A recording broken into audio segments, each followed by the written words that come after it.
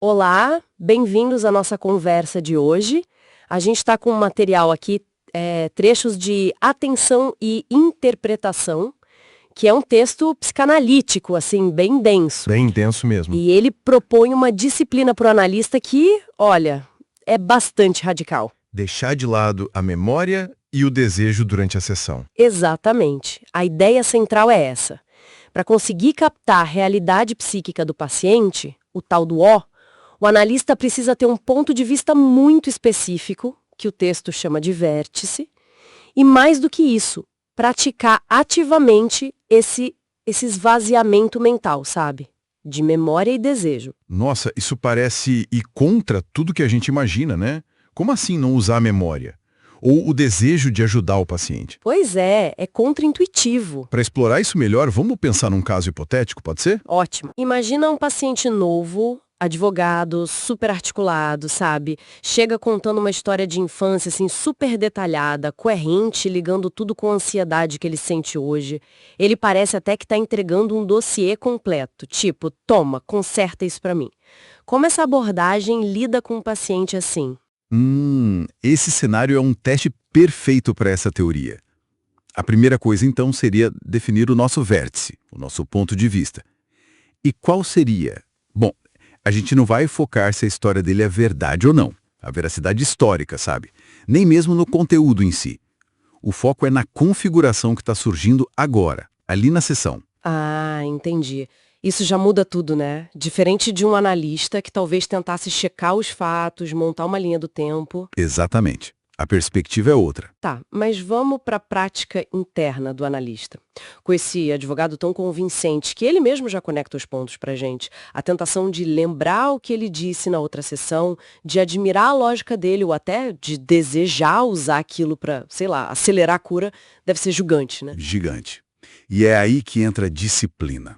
É um esforço ativo, constante. Significa não ficar tentando lembrar detalhes das sessões passadas, sabe? Evitar aquelas anotações que fixam a narrativa. Claro, dados básicos, nome e idade, essas coisas que a gente esquece fácil, tudo bem. Mas o crucial é abandonar o desejo. Seja o desejo pela cura, ou por ter aquele insight brilhante, ou até, olha só, o desejo que a sessão acabe logo. O objetivo é cultivar o que o autor chama de estado F. É tipo uma cegueira artificial que a gente mesmo se impõe. Cegueira artificial. Essa parte é muito intrigante. Como assim ficar cego ajuda a enxergar melhor? E se a gente não trata as histórias super detalhadas do advogado como fatos, então como a gente interpreta isso? Aí que está o paradoxo. É justamente ao desligar essa luz forte da memória e do desejo, que geralmente focam nos dados sensoriais, na narrativa, nos fatos, que a gente pode usar o que o texto chama de facho de escuridão. Parece estranho, né? Mas essa escuridão permitiria perceber os fenômenos que são puramente psíquicos, aqueles que não têm uma base sensorial tão óbvia. As histórias do advogado, essa enxurrada coerente de informação, a gente não veria nem como fatos nem como mentiras conscientes. Seriam vistas como fabricações. Ou transformações. Fabricações. Isso soa um pouco como se ele estivesse inventando de propósito. Não necessariamente de propósito, sabe? Pensa em fabricação mais como um processo psíquico ativo, algo que está sendo construído ali, na sessão. Essa narrativa tão bem arrumadinha, ela ao mesmo tempo revela alguma coisa e talvez esconda outra. Ela revela e obscurece o tal do entende? A realidade emocional mais crua, a coisa em si do estado mental dele naquele exato momento. Nossa, É como se a própria coerência da história fosse uma defesa, talvez, contra algo mais caótico, mais desconhecido dentro dele. então o foco muda radicalmente. Em vez de a gente analisar o que o advogado está dizendo sobre o passado dele, o interesse passa a ser como ele constrói essa narrativa agora na relação com o analista. O padrão disso, a forma que toma, é isso. Exatamente isso. A gente busca o que o texto chama de evolução de ao não se deixar seduzir pelos fatos, pela colaboração aparente do paciente.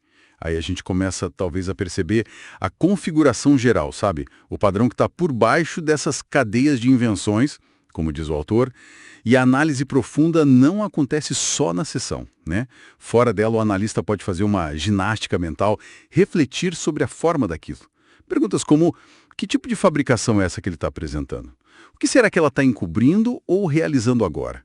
Qual é o vértice do próprio paciente ao contar as coisas desse jeito? Isso leva a gente para uma questão fundamental aqui.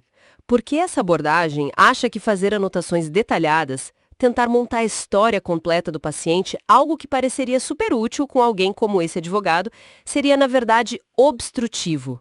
Por que atrapalharia? Olha, porque, segundo essa perspectiva, se o analista foca nos detalhes factuais, na memória, ele fica preso no nível sensorial, no passado, no conteúdo que está ali explícito. E isso impede aquela sintonia mais fina, sabe? Aquela necessária para perceber os fenômenos puramente mentais, a tal realidade O. Essa realidade O só se manifesta no aqui e agora da sessão, nessa configuração que está emergindo. A memória e o desejo, ainda mais quando são estimulados por uma narrativa tão rica como a desse advogado hipotético, acabam distorcendo a capacidade de perceber essa verdade mais fundamental do encontro. Se você fixa uma linha do tempo, você perde de vista o processo vivo, o que está acontecendo ali naquele momento. É realmente uma perspectiva fascinante e muito exigente para o analista, né?